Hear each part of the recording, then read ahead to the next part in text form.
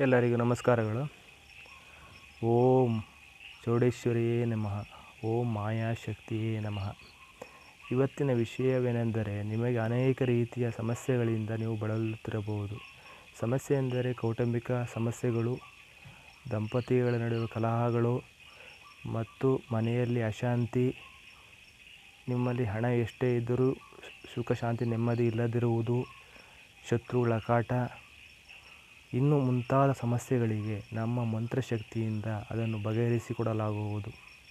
ಆಸಕ್ತರು ಮತ್ತು ದೇವಿ ಭಕ್ತರು ಈ ನಂಬರಿಗೆ ಸಂಪರ್ಕಿಸಬಹುದು. 9632535110.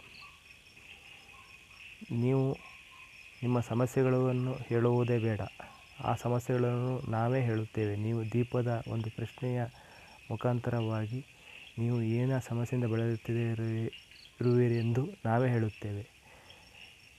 ಆಸಕ್ತಿ ಇರುವವರು ನಮ್ಮನ್ನು ಸಂಪರ್ಕಿಸಬಹುದು. ನಮಸ್ಕಾರಗಳು.